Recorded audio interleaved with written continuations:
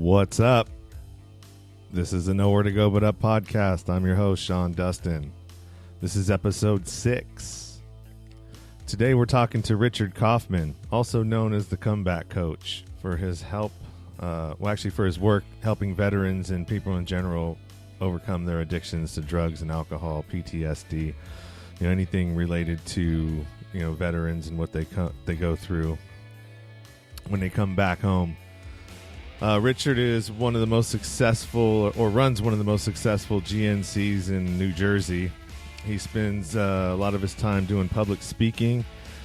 He's an author of a book called The Hero's Journey that's available on Amazon Books.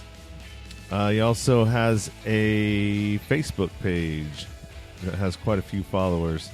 And there he, does a weekly Facebook Live video talking about and inspiring other people and his followers to live life right and how to overcome addiction and the struggles that many veterans face when they come home from deployment or when they get out of the military and they're looking for their next thing, the next thing they're going to do. So without further ado, let's get to Richard.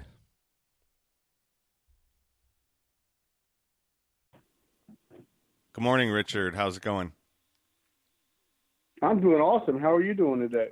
I'm doing great, So why don't you tell our audience a little bit about yourself?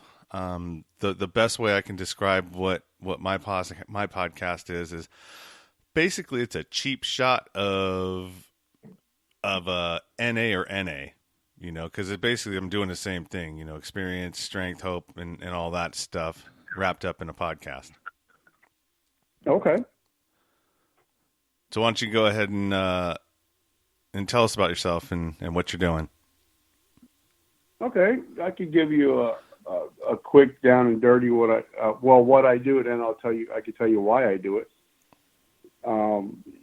My goal is to help as many people that are struggling with health, fitness, or addiction-related issues. I've been clean for, over 30 years now. Haven't touched anything stronger than an aspirin in 30 years. Well, my story comes, I have 3 parts to my story, so I hope I don't bore you guys at all. I come from a very poor family. Father left when I was like 3 months old. He hauled ass. Mom was a nurse, so she got stuck with a 3-month-old baby and a house payment, car payment. So she had to work a lot, and we moved around a lot. And I probably went to like 11 or 12 different schools by the time I turned like 12. And my story has, for some reason, New Year's Eve has a big importance in my life for some reason. I don't know why. New Year's Eve, I think I was like 12. My parents and my aunt and uncle went out for New Year's Eve, and me and my cousins were left home to our own devices, and we found my mom's liquor cabinet, and I got drunk for the first time at like 12. And by the age of 13, I was a full-blown alcoholic. And so like I dropped out of school in 9th grade, so I only have a 9th grade formal education. I became an emancipated minor, which means if I got in trouble, I go to jail just like an adult would at 16. I was walking past an Army recruiting station, and I seen videos of tanks and stuff. I was like, "Oh, that's cool. I'd like to go blow shit up." So I joined the military, and I left basic training like a couple weeks after my 17th birthday. Got to basic training, gotten a little bit of trouble because I was just a wise ass. I had a smart mouth, kid from the street.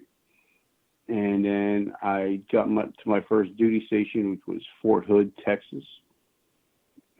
So I'm around 18 years old at this time. I found acid. I started taking acid every weekend for like 2.5 years. So not only was I a drug addict, I was an alcoholic. Got in trouble a lot. I always got in trouble. I was always that guy. I was the guy that everybody warned you not to be around. That was me. Until they decided that the military didn't want me anymore. And they threw me out for being a drug addict and an alcoholic. So I get home. I had to tell my mom that they let me out early because I was such a good soldier that I got released on good behavior. It was like jail kind of. She believed me, but I think she knew that I was lying. I got home. After living for 2.5 years, traveling the world and partying all night, only getting 2-3 hours sleep every day, to come home and having to be in bed at 10 o'clock because they had to work the next morning.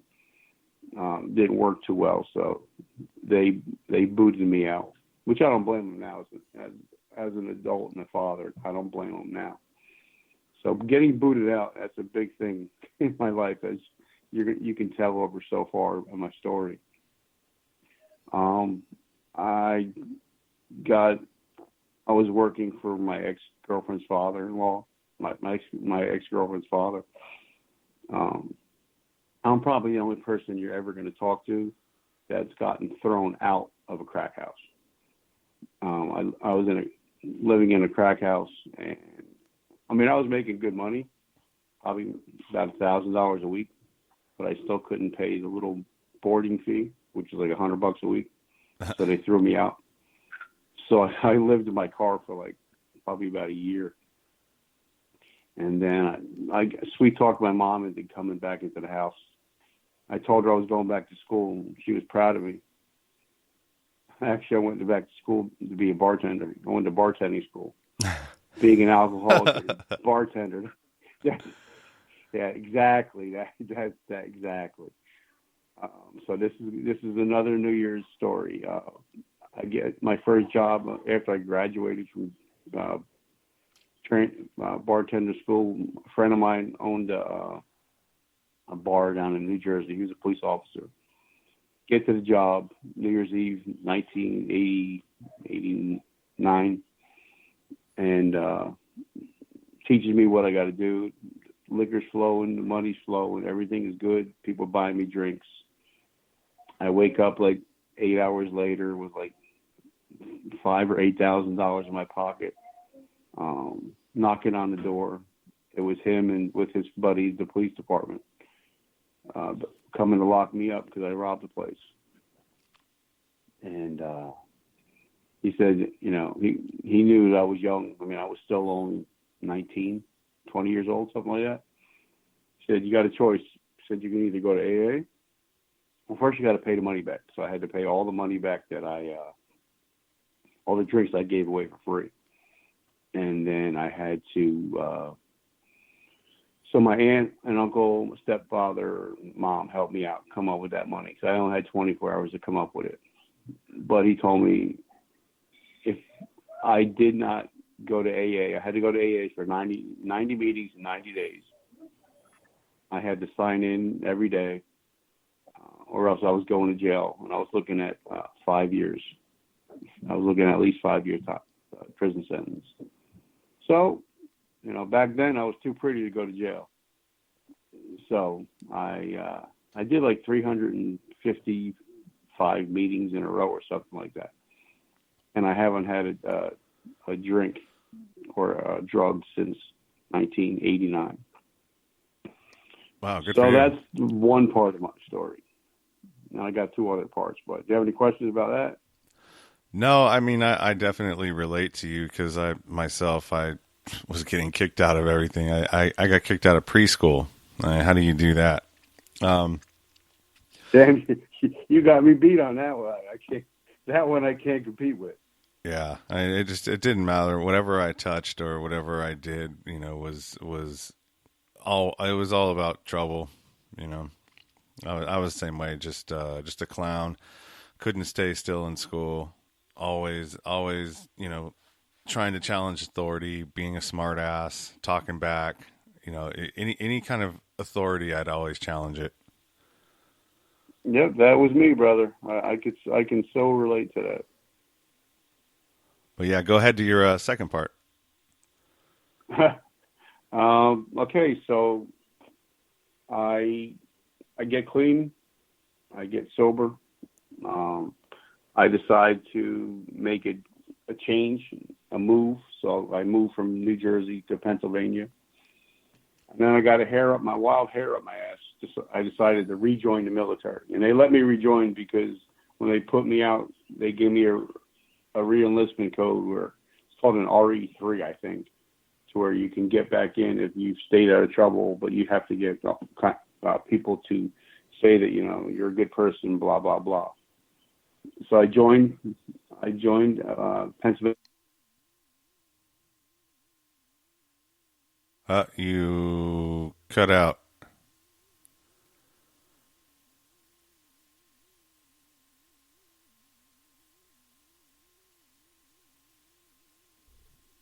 You there?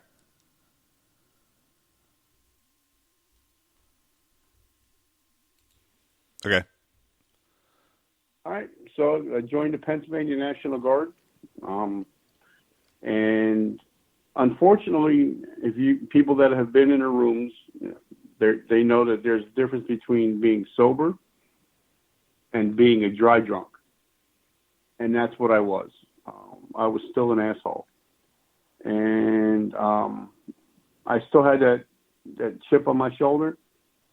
So I still got busted a few times just for being stupid and for, just being that wise ass, smart ass, always having smart comments. And I was about to get thrown out of the Pennsylvania National Guard until I moved. So I moved to South Carolina, and I joined the South Carolina National Guard. Now, that was a whole different animal because now, I'm in the country. And I'm not only a smart ass, but I'm a smart ass from the north. So I'm a Yankee with a bad attitude. And got busted a couple of times just for being stupid, for missing formations. And they told me I'm about to be chaptered out at the end of September of 2001. So I wake up one Tuesday morning, and my ex-girlfriend at the time calls me in. I was getting ready for work. She says, "Rich, you got to see this." And the TV was on, and I seen the first plane hit the first tower. This was the morning of 9/11. And coming from New Jersey, we all knew people that worked in the towers and were in the towers that day. And then I seen the second tower get hit. And something broke in me that day. I just broke down, cried, and I became a broken man, which I've always been that guy that's always been a hardcore hoo. And I literally was broken that day. And I asked God, I said, "God, if you give me a chance to let me have my military career back, I dedicate the rest of my military career to helping those that can't help themselves."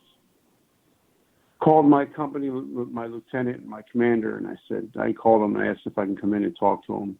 And I actually went in and just sat there and cried in front of two grown men, which is a very humbling experience. And they said, "Yeah, we've heard your story before. You're always begging for another chance. And they said, something touched their heart, and they did give me a second chance. And within 2 years, I won Soldier of the Year. I became a non-commissioned officer, and I ended up spending 24 years in the military. And So that's the second part. That was the biggest change in my life. And then I moved back to New Jersey. Joined the National Guard here. And on my first training exercise, one of our vehicles broke down along the highway, and I had to get him off the road. So I pulled behind him, and I had to back him off of the road.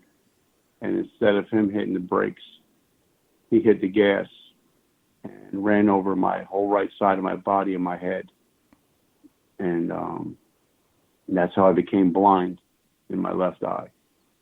And so if you continue, I finished my training exercise, came home, and then totally lost vision in my left eye. And in the military, if you can't shoot, they don't need you. So not only did I lose my career, I lost my vision. And I got into a really, really deep, dark depression. Definitely tried to, thought about suicide a lot. And then I decided I was going to get help. So I went to the VA. And now during all this time, still didn't pick up a drug, still didn't pick up a drink. And I went to the VA, got help. And then, well, what happened was, how this all podcasting thing started, my book and everything, is how it all started. I was on a podcast. My friend Donnie has a podcast called The Success Champions. And we were talking about, what I do. Because what I do for a living, I run $1 million general nutrition center, but I also train people. And I have like athletes that were in like the WWE, National Football League, Major League Baseball. And we were talking about that. And then I started telling him my backstory. He says, you know what? People need to hear that, what you've been through. And that's how this whole thing started. He said, because everybody loves the comeback story. And that's how I started getting on podcasts and telling people, it's okay. Whatever you're going through, just keep going. And that's how this whole thing started with the comeback coach. And just now I'm dedicating my life to helping people that are struggling. Because some people they just need somebody to talk to. And I'm that guy that's going to be there for people that need somebody to talk to. So I've been through so much shit that I can empathize. I don't ever sympathize, but I empathize. There's a big difference. So that's my story in a nutshell. Whatever questions you got, let's go. All right. Yeah, we got a lot of similarities. It's a tough thing. And thank you for your service, by the way. I don't. Oh, thank you. Yeah, for me. It's so natural for some other people to say that, but I don't know. I have to think about it. When I was getting in trouble. It's funny. I wanted to go into the military myself, so I got enlisted into the Navy and went down to MEPS and did all that stuff. Got a ship out date, swore in the first time, and what you don't really know. I mean, that the first time is not the time that matters. I think it's the time when you go to basic training. That's the one that seals the deal, or right before basic training. So I knew that, or somebody had told me that, and I enlisted for all the wrong reasons. It wasn't for me; it was for everybody else. And I was like, I can't do this. I got to get out of this. So I had been in a drug rehab as a minor, and I'm like, hey, I have a drug problem. I can't go. You guys don't want me. And I got out of it, which was probably the worst thing I could have done for myself. Yeah, but you probably, God has a reason for everything. So it could have been that when you would have went in the military, you would have gotten into an even bigger drug problem, like I did.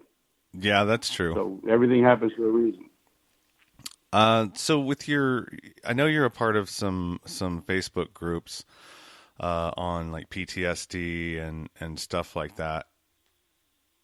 Tell me a little bit about that.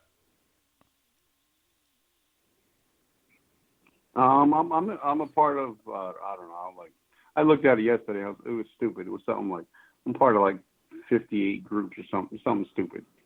I deal with a lot of veterans.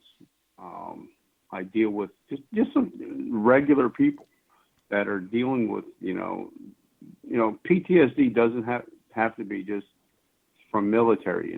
It could be just going through. I've talked to some people that have it because they have abandonment issues. Some people that were picked on as kids and they have the post-traumatic stress.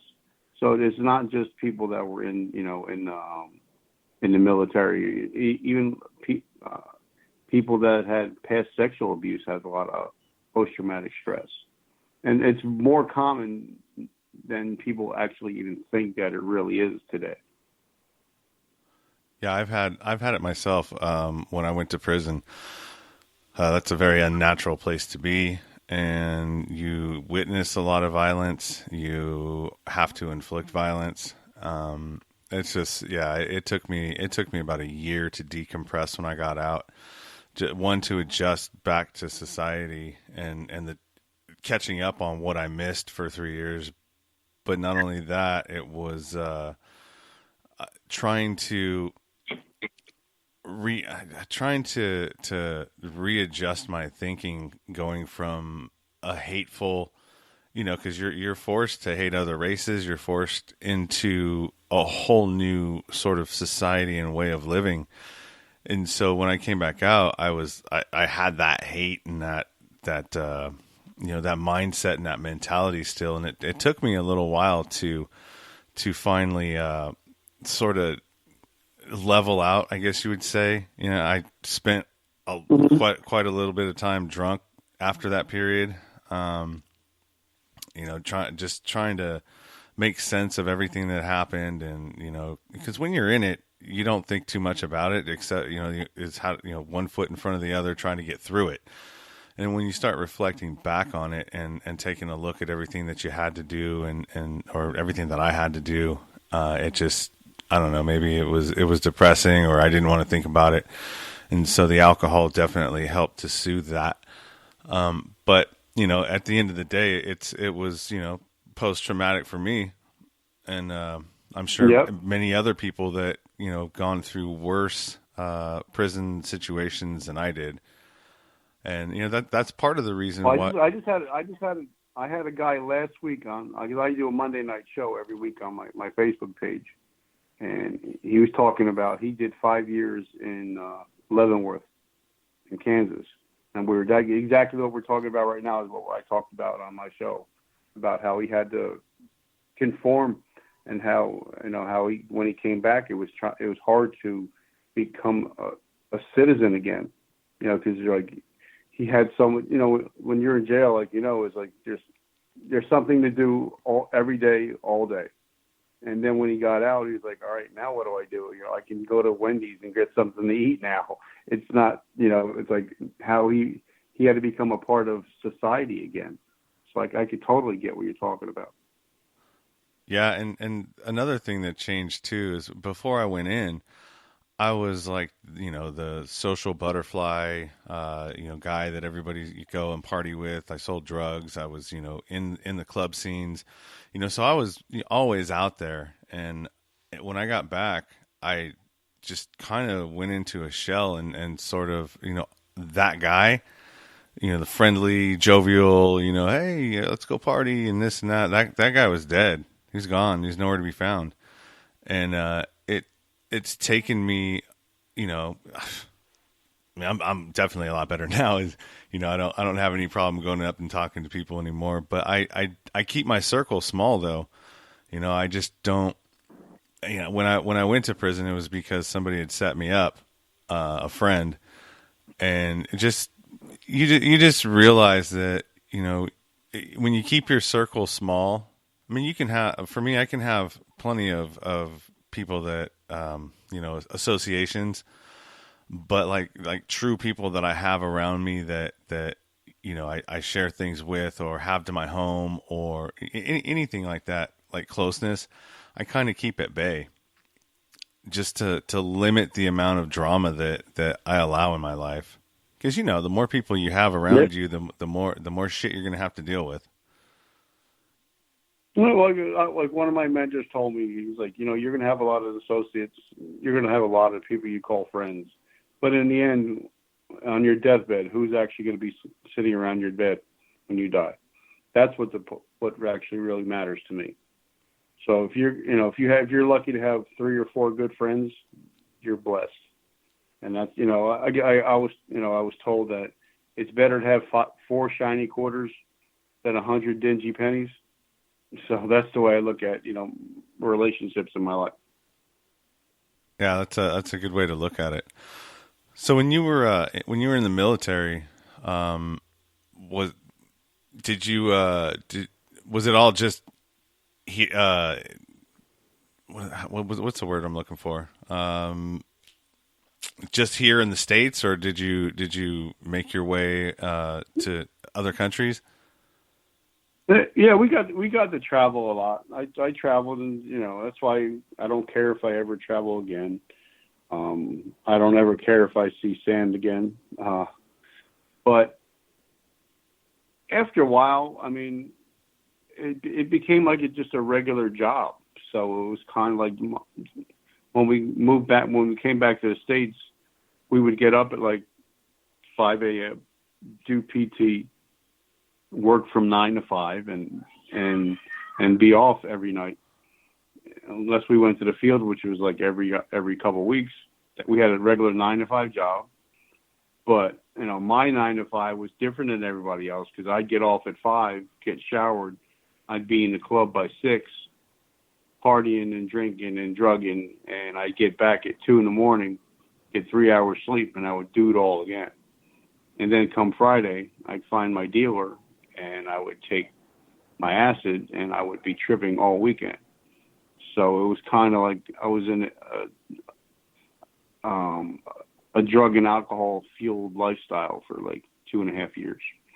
And the way I got thrown out is, what happened was they put me on a funeral detail, which that means, somebody dies, you're there, you do the 21 gun salute, you do taps and everything. This was for like a 4-star general. And what that means, if something happens, you have to be able to be back on base in like 2 hours. It's called 2-hour recall. That weekend, I didn't think he was going to die that weekend. I got hammered, and I ended up in the jail like 5 hours away. And the guy died that weekend. So I missed the whole funeral, and that was the final straw.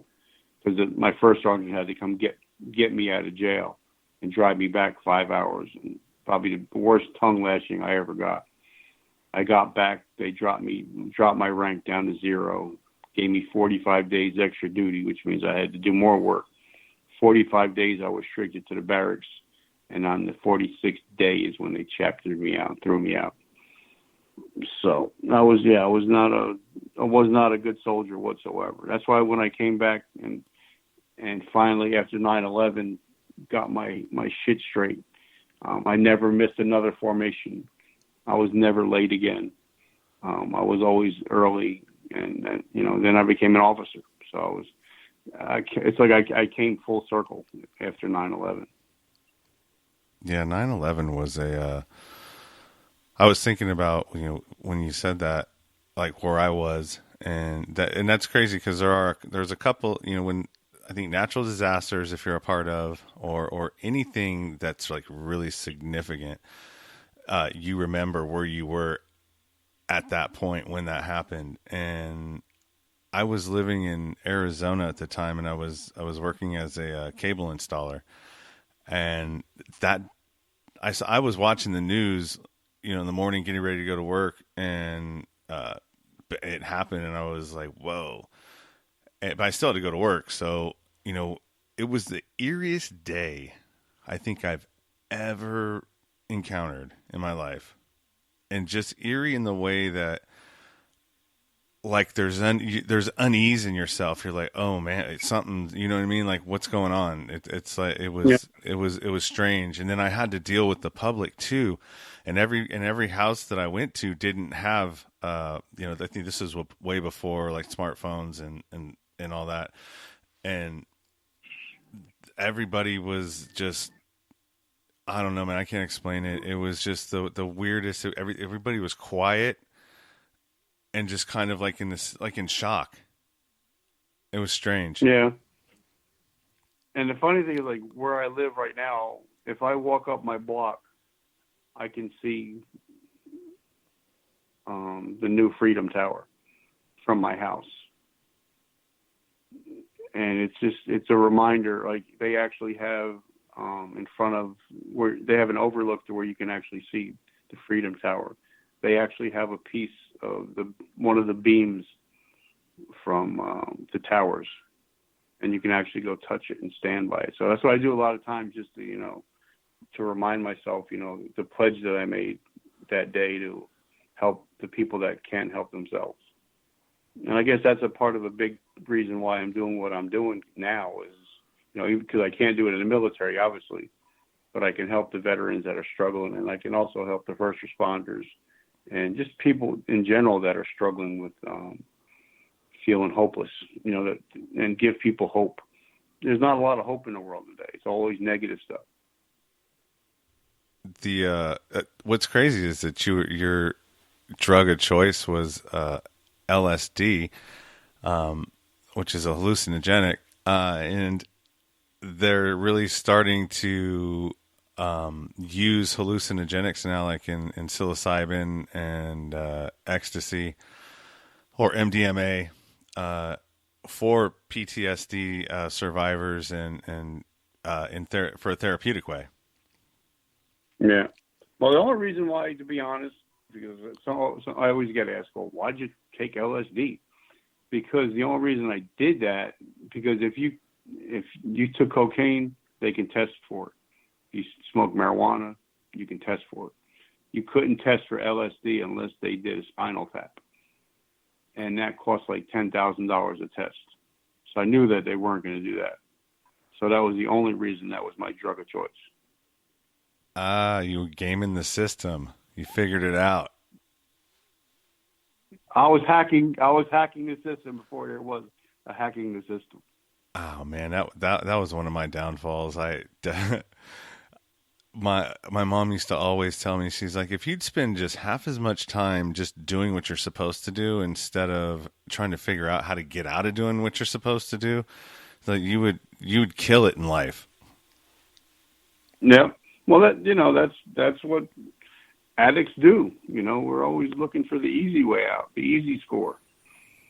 But unfortunately, when you get older and you get clean, it's like, all right, even like when you go in your program, you actually have to work the steps. There's a reason why they call it working the steps. You have to go through the steps. You have to do the work. And after that, in life, you have to do the work. There's no easy way out. You have to, like the Navy SEALs say, the only easy day was yesterday. Yeah, that's a good point. So yeah. You do some public speaking as well, right? Yep, I just did I did one, not this Friday, last Friday. I was talking to somebody invited me to guest speak. It's American Veterans Archaeology. And what it does, they set up archaeological digs, like they were doing one in Saratoga, New York. And the last one they did was in Israel, where they actually did an archaeological dig. And they invite disabled veterans up to do the work so they can learn to become part of a team and to help with some of the PTSD and traumatic brain injury issues. So they invited me up to Saratoga, and it was pretty cool because it was a battlefield where we actually fought the British, and it was an actual battlefield. And what they were doing, they were trying to figure out what kind of weapons were used, and they found through digging a lot of cannonballs and a lot of slugs from both sides, what kind of weapons were used during this war. It was pretty cool. And then they asked me to come speak, and the topic of my speech was everybody loves a comeback story. So it's your time now. And I just talked the way I talk to you. I talk to them that, I tell my story, what I've been through, and that, every everybody loves a comeback story, and there's no reason that you can't come back from anything, and I was more inspired because there were guys that I talked to, a 24-year-old kid. He's a kid. He's a man, but he's a kid. He had both shoulders replaced, both knees replaced, his hips both replaced because of an IED. And I was more inspired by just hanging out with a bunch of disabled veterans than I've ever been inspired, being like in the locker room with the New York Rangers or the Knicks or Madison Square Garden or being with the guys with the WWE. It's just amazing, these guys, what the check that they wrote to the United States up to and including their life, and how they're dealing with stuff right now, with the PTSD and the traumatic brain injury. It was great. I just got up there and talked, and then they put me up in a hotel up in Vermont for the night, and I got to hang out with them guys all night. It was just a blessing to be able to do that. And now I got a couple speaking engagements coming up soon, and definitely one in 2020. They're having a big thing at where the Atlanta Falcons play. I forget the name of the stadium, but I'll be doing a public speaking gig there. Yeah, my book just came out in February, so life is just so good, man. It's so great when you can just help people. Helping people is amazing. Yeah, that's what I'm here for. When I first started it, I was looking at it in a different way, but it's just, you gotta, if you've gone through something and you have, like I have a comeback story, you got your comeback story. When you go through those things, it's almost like I feel like I have a responsibility now to try to keep people from making the same mistakes that I did, or at least making people aware that, hey, look, this is possible in life, and you can make a wrong choice, a wrong turn. One choice is all it takes for the trajectory of your life to change drastically. And you got to be aware of that at all times. It takes experience and going through that if nobody's telling you that. And so I heard a really good quote. I can't remember where it was. It was probably Facebook, of course. But it said, it was about a father and his children, and I'm not going to give you what I didn't have. I'm going to teach you what I know now versus, and I'm going to give you my knowledge of life instead of trying to give you the things that I didn't have materially growing up. Well, it makes a lot of sense, because unfortunately, me, I was a big knucklehead, and I had some great influences in my life, but I just never listened. Like my uncle, he died a multimillionaire, and he only had like a 5th grade education. And I just wish now, as I'm older, I would have listened more when he offered his advice. But I was just too cool back there, and to think, what do you know? I know it all. I'm an 18-year-old know it all. Now, as I get older, it seems like I have more questions than I do answers. Yeah, I get that. I have a ton of questions, especially, as I get into different things, different podcasts, different rabbit holes. I definitely have a lot more questions. I feel like, we know less about what we should know than we should know. And that comes, whether it's government, politics, whatever it is that you're questioning, or I'm questioning, it all seems to stem from there. And, and who knows? And I was going to ask you, about a question about 9/11, whether you thought it was, inside job or what it really was. 'Cause there's a lot of, thoughts out there about that as well. And I tried to read all the conspiracy because I've read it all. I've watched all the videos, and I'm just like, I just, I mean, there was a lot of shady shit that went down. Like how did the one building fall down when, I think it was building number 7. Yeah, 7. When it wasn't even hit by a plane. Yeah, that was. But then I'm like, you know what? I don't really, because it's more personal for me, because it's, people that we lost. Yeah. So it's kind of like, it seems like they say, there's always, there's 3 sides to every story. There's one side, there's the other side, then there's the truth. So it all depends on who's like anytime I ever read an article, I have to figure out, okay, who's paying for the article to be written? Who's the author? So it's like, there's 3 sides to every story. You just got to try to figure out the truth between them all. And after a while, I just gave up. I'm like, you know what? God's going to take care of it all. It's above my pay grade. You know what I mean? Yeah, I do. I went down a deep rabbit hole with that one, closer to when it came out. I think when Loose Change came out, and yeah. I was just, I had to stop. I had to pull back because it just, it makes you start asking questions that you can't possibly answer.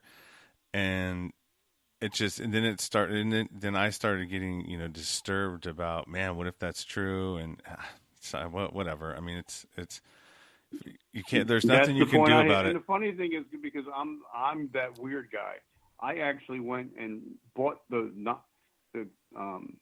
commission report and actually read the whole book. And I was more confused after I read the book than I was before I started. So I'm like, you know what? It's not, that's why I don't even deal with politics. I'm like, you know what? This is all above my pay grade. I'm just dealing with my little slice of life, my happy place. And I'm not going to deal with it. Because you get so many people, they just want to argue about stuff. And, life is too short just to be that negative, argumentative person. Yeah, I agree. There's more positive things you could be out there doing and talking about other than things that you can't control. Yep, and like I said, and the reason why people ask me, well, why did I write my book? The reason why it's on Amazon right now, but the reason why I wrote it is, like I said, when I was talking to my friend Donnie, he's like, "You ever see the movie 8 Mile?" I'm like, "Yeah."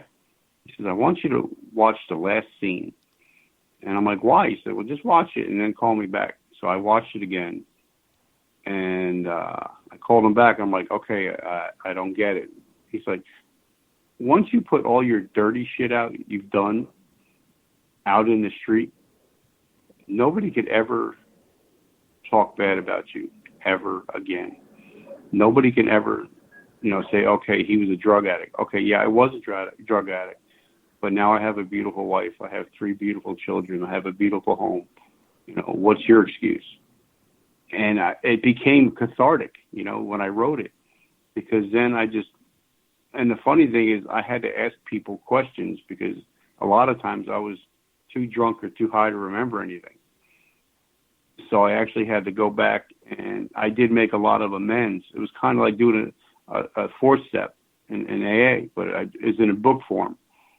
And it became very cathartic. And then I got to thinking,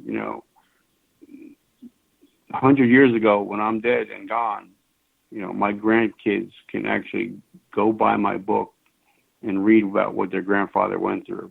And I don't know if you know a guy named Gary V. I'm sure you do.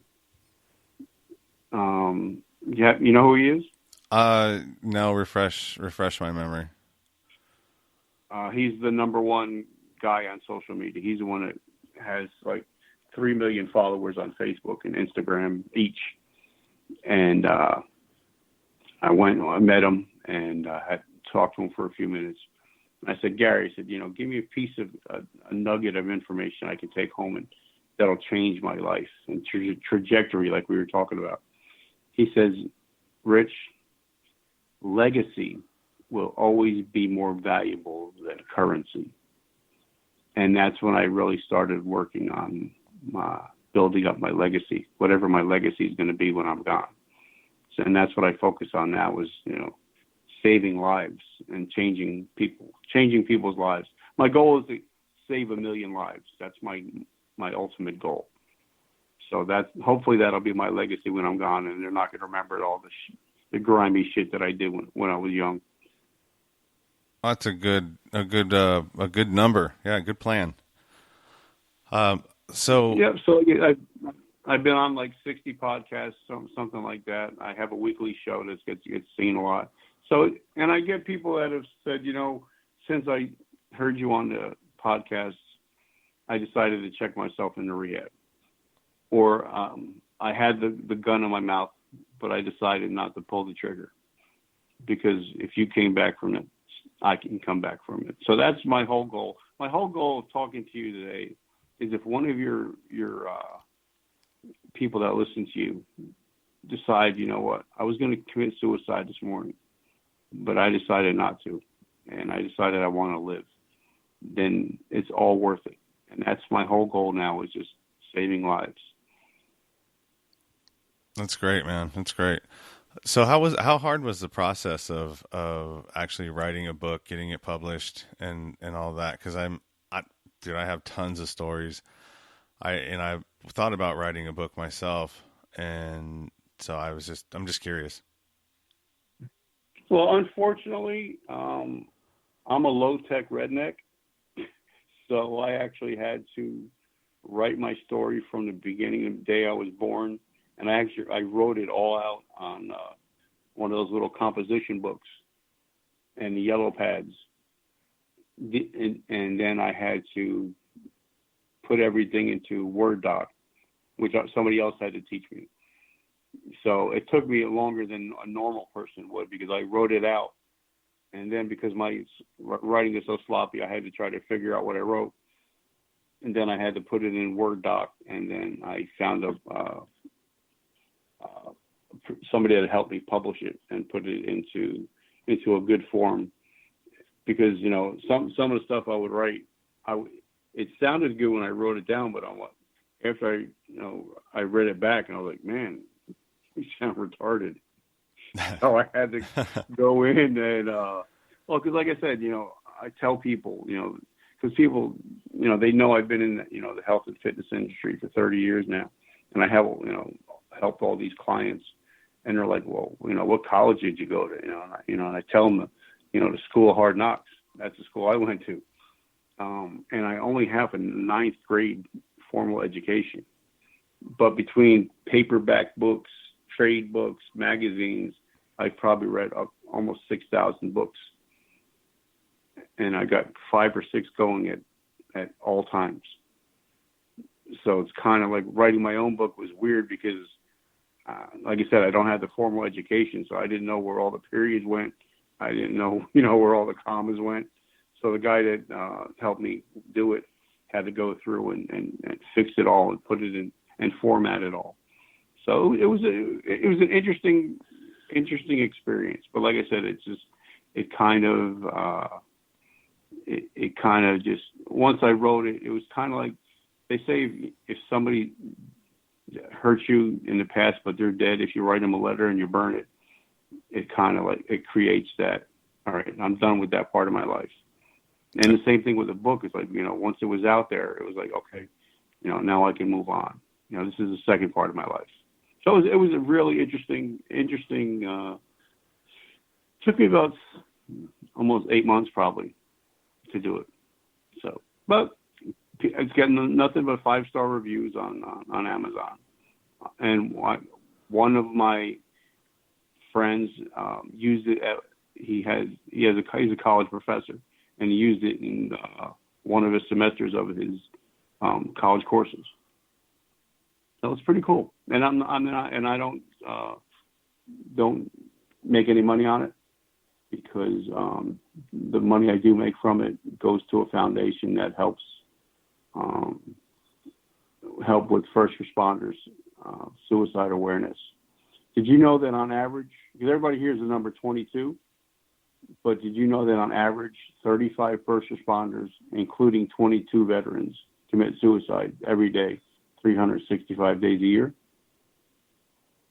No, I didn't know that, but suicide is definitely becoming a bigger problem in our country and Yeah. probably the world too. So that's where the proceeds of the book goes to. So I don't see any of that money. It goes right to help first responders. Well, that's My life is all about giving back, brother. yeah, that's very admirable. I have to say. So of all the what was I going to say here? Of all the things that you've done and all of your experiences so far, what advice do you have, and what kind of other than what you've already said, what's the main thing that you feel? Because I know that podcasting itself, I feel like, is probably going to change the world, because it's really changing the way that we take in information as a medium in general. What do you think about it? Oh, I think it's definitely changing the world. I mean, everybody has a podcast now. I even had one, but I stopped doing it because I don't like interviewing people. I mean, on the phone. I mean, I rather, like, when I do my Facebook Lives, it's live. I love interviewing people like that, but as far as, having my own podcast, I'd rather be a guest any day of the week, because I can just fly. I don't have to think about things. Like, that's the great thing about having ADD. It's like I can just go on the fly on any moment on anything. But podcast is definitely changing the game. People are now, instead of saying, okay, Rich, instead of reading my book, why don't I just listen to podcasts that you're on? You know what I mean? Yeah. And it's like I have in my car, like when I drive to work every day, I have like 3 different podcasts that I listen to religiously every day. Instead of, I can get up and do my cardio. If I go for a walk, I can have my podcast. You can have your podcast anywhere. As long as you have your phone, you can listen to a podcast anywhere. And like, some of my mentors have told me, they say if you are the average of the 5 people you hang out with the most, that's what your average is, and financially, spiritually, all that. So, like, if I'm listening to your podcast, my mind doesn't know, even if I don't know you personally, my mind doesn't know that I don't know you personally. My mind just soaks up everything that you're talking about. So if I can, like, hang out with Ed Milet, which is my number one guy, and he starts getting into my spirit, my mind doesn't know that he's not a real friend. So that's the way you can become to build up your circle of influence. Is you don't have to know a person, but if you listen to them long enough, your mind doesn't know the difference. So I think that's a big thing about podcasting is you can sit in, instead of having to make an appointment with, say, like Damon John from FUBU. If you listen to his podcast, it's the same thing as being there in person. You know what I mean? No, yeah, that's exactly what the point I was speaking to is. That it's such a more intimate relationship with media. And the way that I listen to it is through my earbuds through at work, and that's even a way more intimate because you're not passively listening now. You have it in your ear, in your head. Yeah. And I just think. Go ahead. And it's amazing because some of the things that you'll pick up and you're not even paying attention, but it's getting into your subconscious. And people don't realize that, you do have a subconscious. So where that's why, there's a reason why that they put TV ads, radio ads on the radio, because your mind absorbs that stuff subconsciously, even if you're not thinking about it. You know what I mean? Yeah. So that's what podcasting is now. Podcasting is actually getting into your subconscious. So if you're listening, depends on what kind of, podcast you're listening to. If you're listening to like Joe Rogan and stuff like that, that stuff can get into your head. So you have to be careful what kind of stuff you listen to, what kind of podcast you listen to. Also, it's kind of like anything. As far as in the rooms go, you got to stay away from people, places, and things. Well, that's the same thing. Whatever you're putting in your ears, because if you notice, if you're listening to a podcast and it ends, and then if I turn on one of my stations and it's if it's a heavy metal song that's on, I get real aggressive. Or if it's like a real hardcore rap song, I get real aggressive. So it's kind of like you have to listen, be cognizant of what you're putting in your ears also. Yeah, absolutely. I couldn't agree with that more. So yeah, I guess why don't you go ahead and 'cause I don't remember what you said what the book was, the name of it. So why don't you let the listeners know, all your social media, all your book information. Okay. The book it's called A Hero's Journey from Darkness to Light. It's on Amazon Kindle, and if you just find my name, Richard Kaufman, Kaufman, it'll be under there, and you'll see a big picture when I was 17 years old in the military. If people want to get in touch with me, like when I met Gary, because Gary's a big influence in my life. I said, Gary, what's one thing that I could take away that I can, help boom my business, my speaking business? He says, create yourself a hashtag. I was like, okay. So I created hashtag the comeback coach.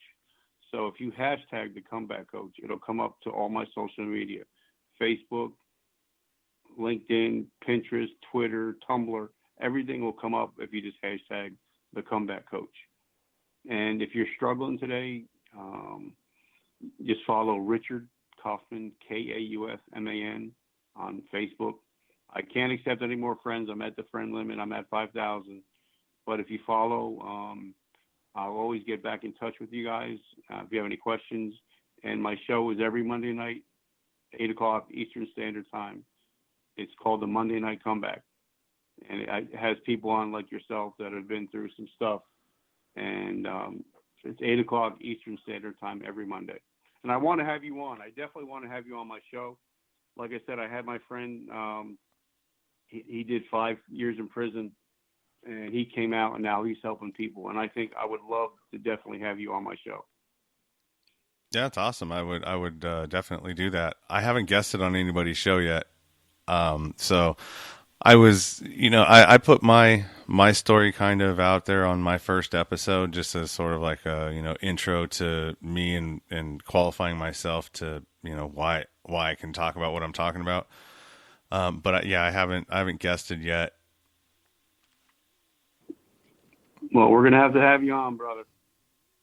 Cool, man. I appreciate it, and I'm looking forward to it.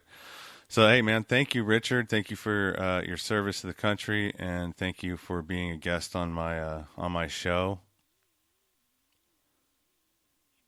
And if I could just leave one nugget of information for you guys, like my mentors tell me, 2 things that'll get you very far in life: stay humble and be teachable. And if you do those 2 things, you can't lose. Great advice, man. Great advice. Well, that's a good note to end on. Yep. All right, brother. Thank you so much. Yeah, thank you, man. And I look forward to guesting on yours as well. So have a good day, brother. Definitely. All right, brother.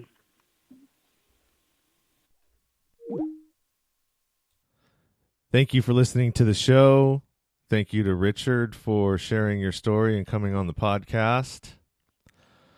And if you got anything out of this podcast, please rate, review, and subscribe on iTunes or whatever podcast platform you listen to.